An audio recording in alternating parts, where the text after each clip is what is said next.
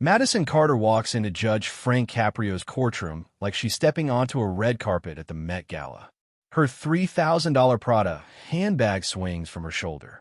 Her Chanel sunglasses remain firmly on her face despite being indoors, and her Louis Vuitton heels click against the marble floor with each step, announcing her arrival to everyone present. She's 19 years old, blonde hair, perfectly styled, designer outfit that costs more than most people earn in a month, and a gold necklace with a pendant that reads, "Daddy's Princess," catching the fluorescent courtroom lights.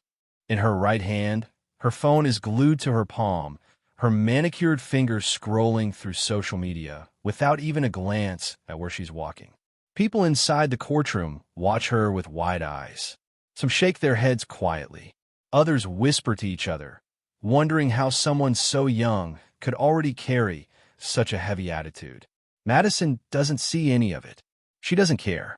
She moves like the world belongs to her, like every person in that room lives under her father's shadow. What she does not know is that today will become the worst and most life-changing day of her young life. As she walks toward the defendant's table, she doesn't even look at the judge. She doesn't show respect to the court staff. She doesn't even pretend to act serious.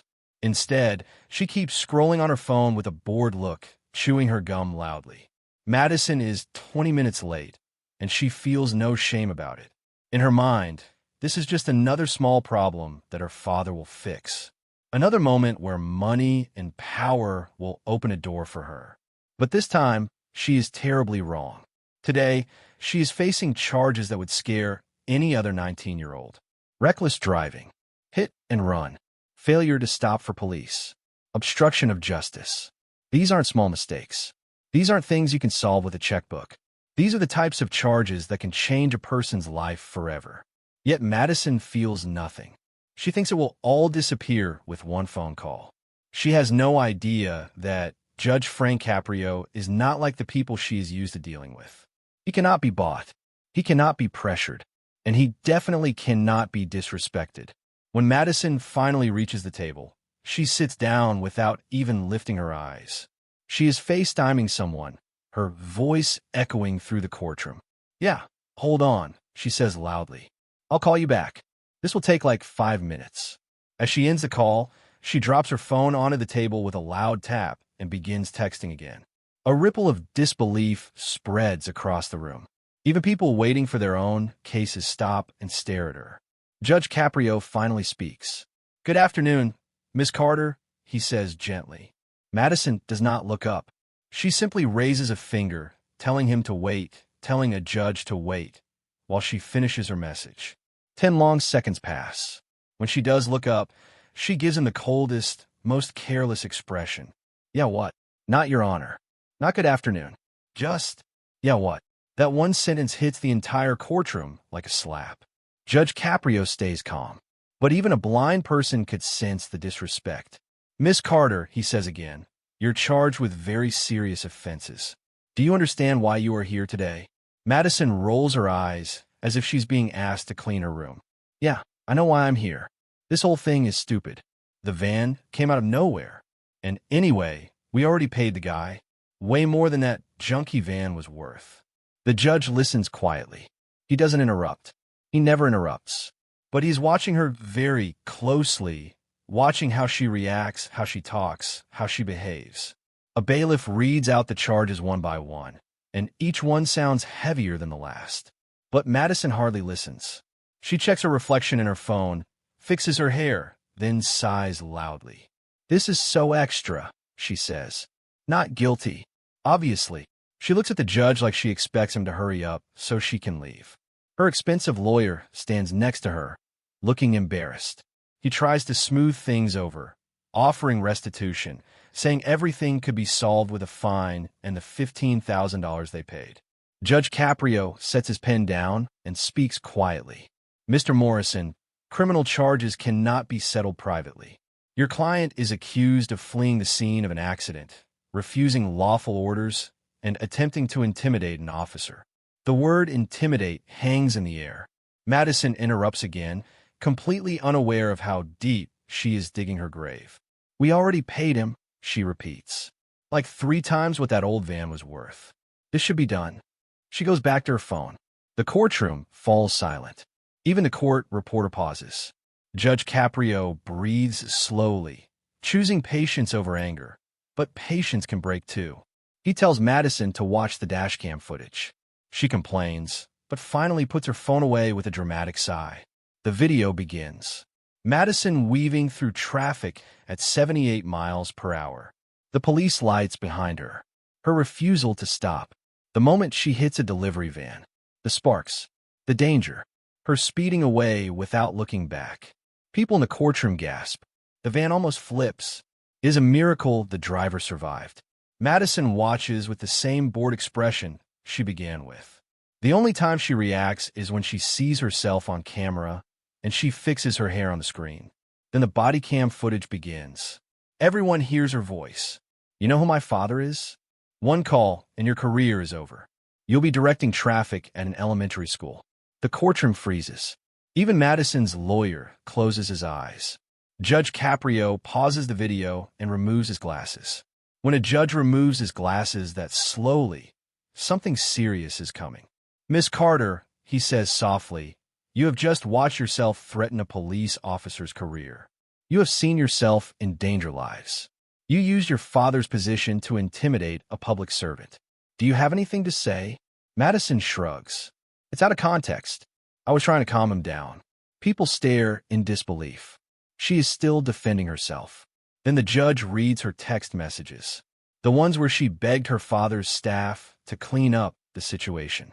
She looks shaken for a moment, but quickly recovers, saying those messages shouldn't count. Then the van driver, Mr. Chun, speaks through the speaker. His voice is soft, honest, full of pain. He talks about coming from Vietnam with nothing, about working long days, about fearing for his life that night, about how Madison tried to silence him with money. His words touch everyone except Madison, because when he finishes, Madison mutters under her breath, he just wants more money. The courtroom explodes with shock. And this is the moment everything changes. Judge Caprio looks at her with eyes no one in the room has ever seen before. It is the exact moment when Madison's life turns upside down. And she doesn't know it yet, but the punishment he's about to deliver will change her forever. A heavy silence fills the courtroom. Madison sits frozen, but inside her chest, something is finally shaking.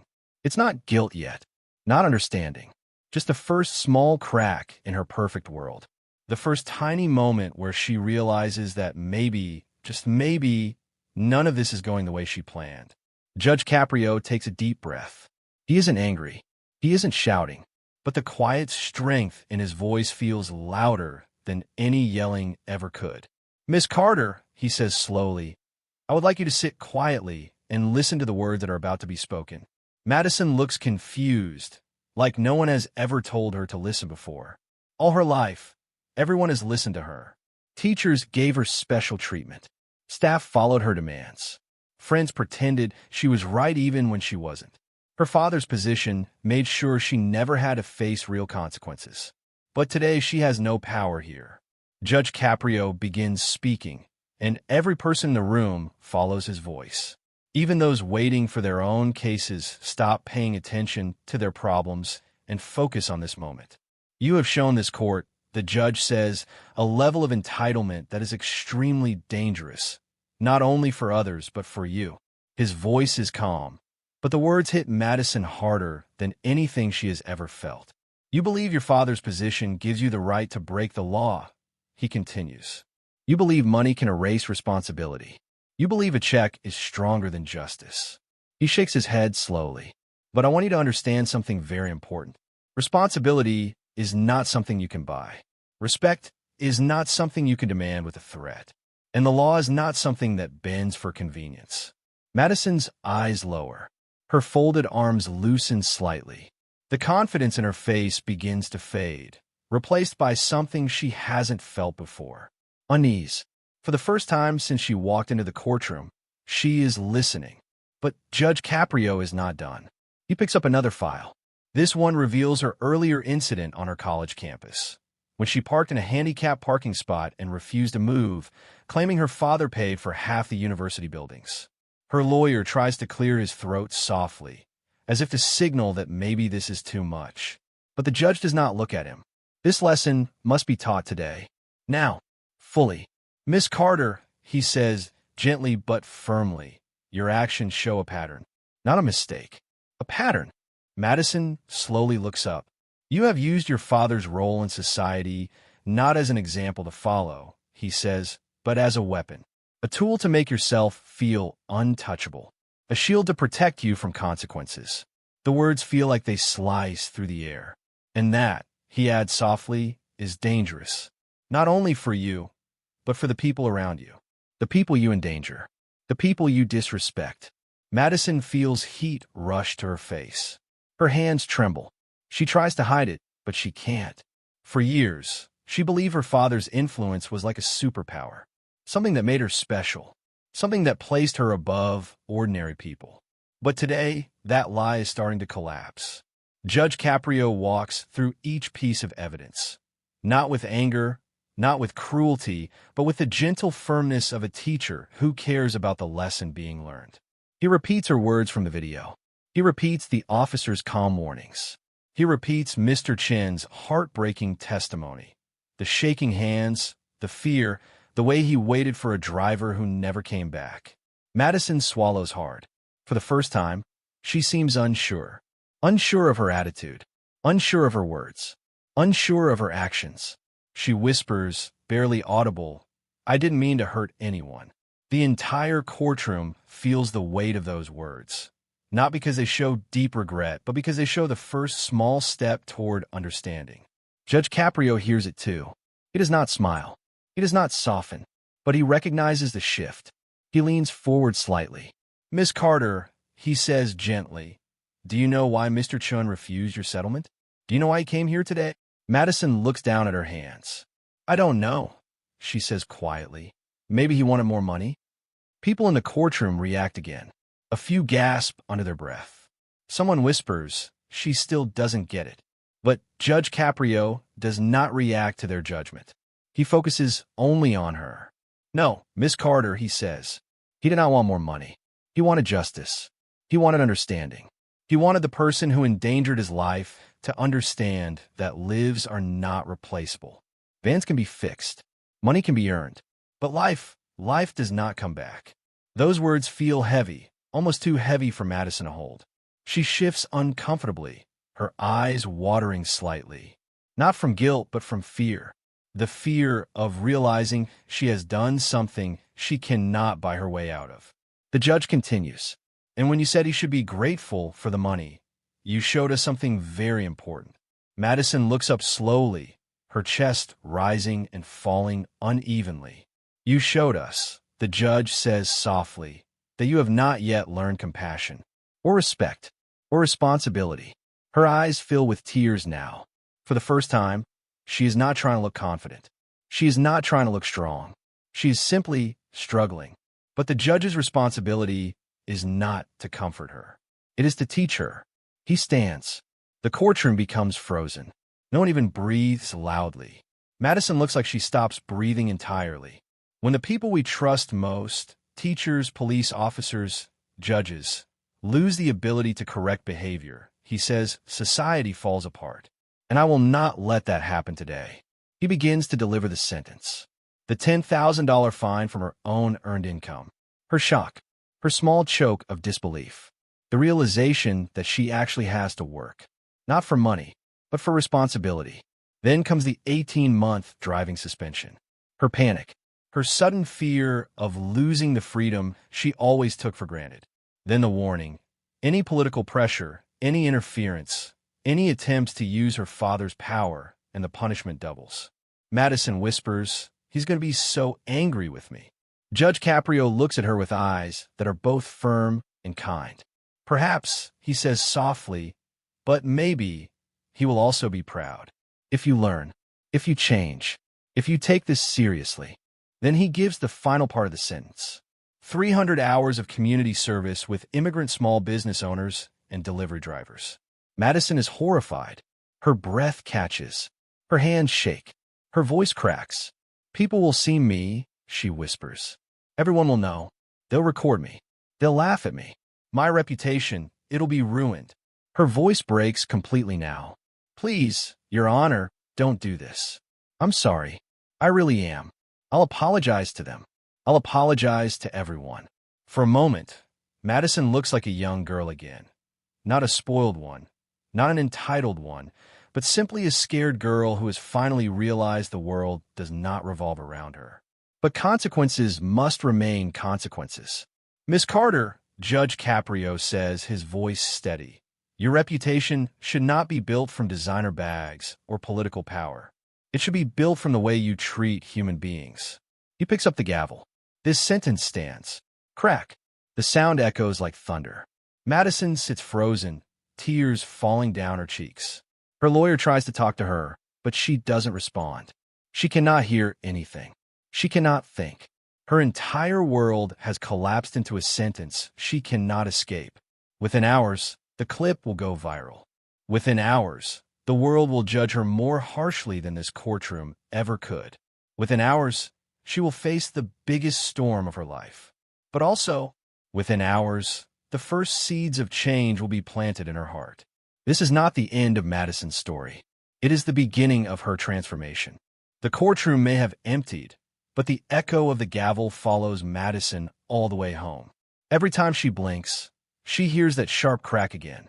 Every time she glances out the car window, she sees the faces of the people who watched her lose everything in front of them. For the first time in her life, Madison is not thinking about shopping, outfits, or social media. She is thinking about consequences. Real ones. But thinking about them does not make them easier. As soon as she reaches her room, her phone begins buzzing. Text messages, missed calls, social media notifications exploding. Screenshots of her courtroom footage spreading across the internet like wildfire. Is this really the senator's daughter? Can you believe how she talked to the judge? Spoiled brat gets humbled. Madison throws her phone on her bed and covers her ears. For years, she enjoyed attention. She liked being seen. She liked being talked about. But not like this. Not for something shameful. Not for something she cannot excuse or hide. Her father calls her. The moment she sees his name, her stomach sinks. She expects yelling, disappointment, or worse, silence. Instead, she hears a voice she has never heard from him before. Calm, heavy, sad. Madison, he says quietly, sit down. She sits at the edge of the bed, her knees weak. I've seen everything, he continues. Every second of the courtroom video. Every word you said. Every threat you made. Everything you try to hide. Madison wants to speak, to defend herself, to explain, but she can't form a single sentence. Her father breathes deeply. You didn't just embarrass yourself, he says. You embarrassed me. You embarrassed our family. You used my name in a way I never raised you to. Tears finally slip down Madison's cheeks. She tries wiping them away quickly, as if her father can't tell she's crying through the phone. I'm sorry, she whispers. I hope you truly are, he replies. And I hope you show it. Because this time, Madison, I will not help you. I will not fight this. You will do your community service. You will pay the fine. You will take the bus. You will do everything the judge ordered. She closes her eyes tightly. Please don't say this, she whispers. Everyone is calling me names. People are making videos about me. I feel like I'm drowning. Her father sighs softly. And that is exactly why you need this. Sometimes, change only comes when the world becomes louder than your own ego. Then he adds gently, I love you, but I will not save you this time. The call ends. Madison sits completely still, her face wet with tears. Her father has always stepped in, always rescued her, always softened the world around her. This is the first time she has to face something alone. It feels terrifying, but also it feels necessary. 2 days later, her community service begins. She wakes up early, but not by choice. She barely sleeps. Her mind keeps replaying every mistake she made. She throws on a plain shirt and simple pants. No brands, no logos, nothing fancy. Her closet full of designer clothes suddenly feels useless, almost silly. When she steps outside, the first humiliation hits her. She has no car. She has to take the bus. Her hands shake as she waits at the bus stop. People stare. A few people whisper when they recognize her. Someone even tries to sneak a photo, pretending to text but holding the phone at an angle. The bus arrives. The smell of cheap air freshener fills the seats. People cough. Bags bump her shoulder as passengers squeeze past. Madison sits near the window, hugging her bag tightly. She has never felt so out of place. Every shake of the bus, every pothole, every loud conversation, everything reminds her that she is not in control anymore. She cannot take an Uber. She cannot call a driver. She cannot ask anyone to pick her up. This is her new reality. When she arrives at the small community center where she will be assigned her work hours, a woman greets her with a clipboard. "You're Madison Carter?" the woman asks. Madison nods quietly. The woman doesn't smile. She isn't rude, but she isn't impressed either. She treats Madison the same as all the other volunteers signing in. Her first assignment is simple but humbling. Organizing supplies for delivery workers. Sweeping the floor. Sorting packages. At first, Madison feels angry and embarrassed. She keeps looking down, hoping no one sees her.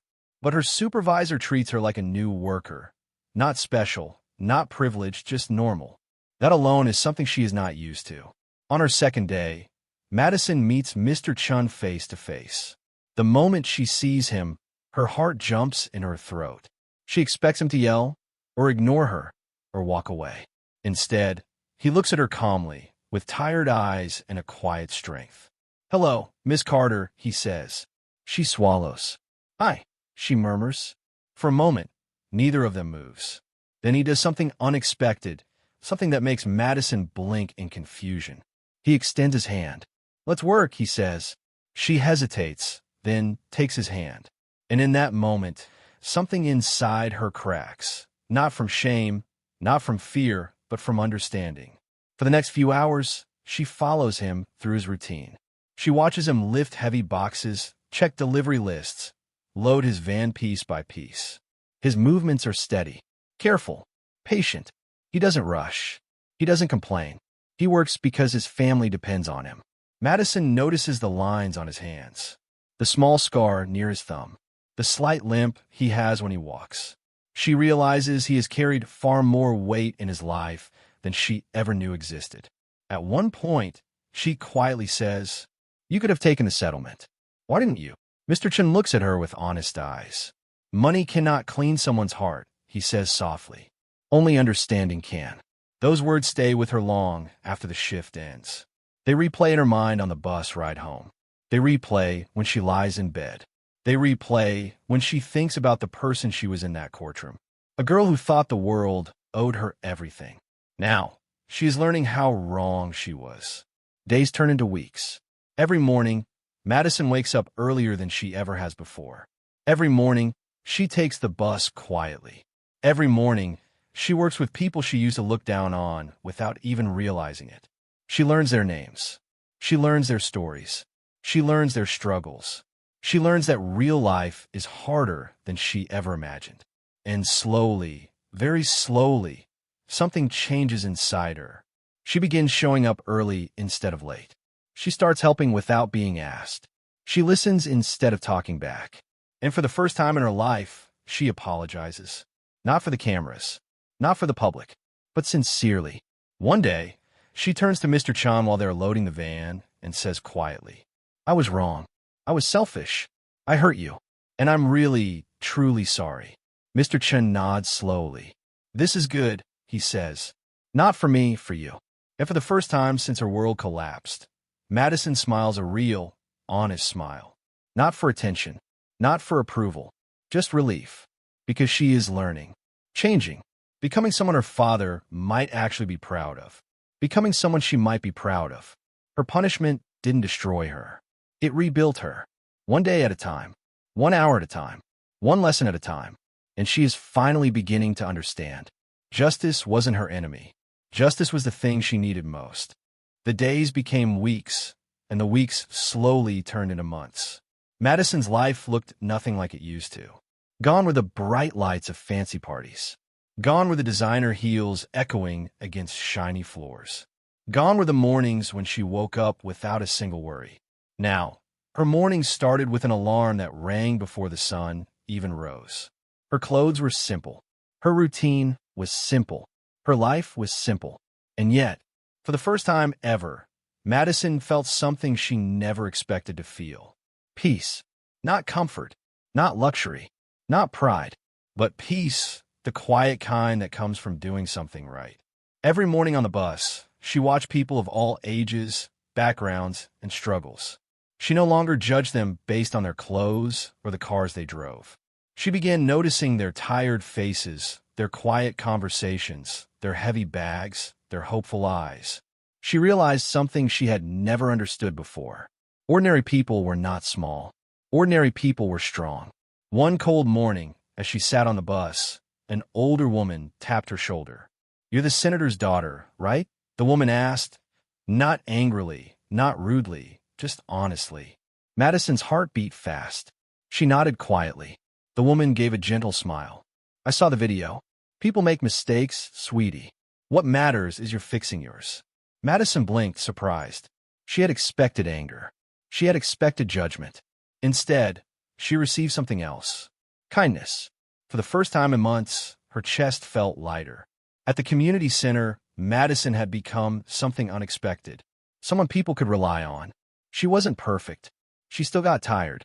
She still struggled with heavy boxes. She still worried about the whispers online. But she showed up. Every day. She worked. She listened. She tried. And slowly, people began to trust her. Not because of her last name, but because of her effort. Mr. Chun especially noticed her change.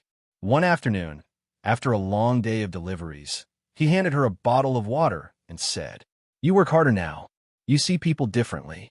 You listen. This is good." Madison gave a small smile. "I learn a lot from you," she said softly. "And from everyone here." Mr. Chin nodded gently. "Life teaches best when we are humble," he replied. "You learn the hard way. But you learned." These words sat warmly in her heart. One evening, after nearly 2 months of community service, Madison sat alone on a worn-out bench outside the center. Her clothes smelled like cardboard and engine oil. Her hands were tired, her legs were sore, but her heart was strangely full. This version of her would have been unrecognizable to the girl who had walked into Judge Caprio's courtroom. She had once believed humility was weakness. Now she saw it was strength, real strength. As she sat on that bench, a familiar voice spoke behind her. "Miss Carter." Madison turned quickly. It was Officer Rodriguez, the same officer she had threatened, insulted, and mocked. She stood up immediately, her heart pounding. "Officer, I didn't know you were coming," she stammered. He nodded politely. "I was checking on the progress of your service," he said. "The judge likes to stay informed." Madison swallowed nervously. I'm trying my best," she whispered. "I know," the officer replied calmly. "That's why I'm here." She looked confused. He continued, "I wanted to see for myself if the girl from that night is the same girl standing in front of me now." Madison looked down at her worn shoes. "I'm not that girl anymore," she said softly. Officer Rodriguez studied her for a moment, then gave a small nod. "I believe you." Those 3 words made tears sting her eyes. "I'm sorry," she whispered. "For everything I said. For everything I did. I was awful. I was selfish. I hurt people. And you didn't deserve it." The officer's face softened. "It takes courage to admit that," he said. "I appreciate your apology. And I hope you carry this lesson with you forever." "I will," she promised. This time, Madison meant every single word.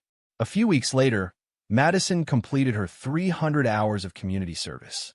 When she signed her final timesheet, the staff who once doubted her came forward to shake her hand. She didn't know whether to cry or smile, so she did both. Now came the moment she feared, returning to Judge Caprio's courtroom. Her hands trembled as she walked through the doors. The same marble floor that once echoed her designer heels now felt heavier under her simple sneakers. The same lights that once reflected off her jewelry now reflected off her changed expression. The same judge who once saw arrogance in her eyes now looked at a young woman transformed.